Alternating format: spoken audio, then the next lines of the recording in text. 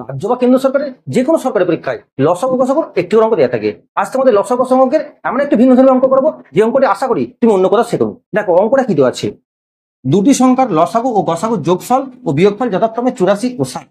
একটি সংখ্যা 24 হলে অপর সংখ্যাটি কত নির্ণয় করতে হবে। লসাগু যদি আমরা এলসিএম বলি আর গসাগুকে এইচসিএফ আমরা বলি, তাহলে এই দুটো যোগফল কত বলা আছে না 84 বলা আছে, এবং লসাগু এবং গসাগুর অন্তরফল অর্থাৎ বিয়োগফল কত বলা আছে না সেটা তোমার বলা আছে 60। তাহলে এখান থেকে তোমরা লসাগু অর্থাৎ এলসিএমটা কি করে বের করবে, তাই সংখ্যাগুলোকে যোগ করে 2 দিয়ে ভাগ করে নাও। তাহলে এটা 4 8 6 14 144, এটাকে 2 দিয়ে ভাগ করলে কত পাচ্ছ 72। অর্থাৎ লসাগু তুমি পেলে 72। এবার এখান থেকে গসাগু কি করে পাবে না, দেখো লসাগু গসাগু যোগফল 84 ছিল, সেখান থেকে তোমরা 72 বাদ দিলে কত পাবে না 12 পাবে।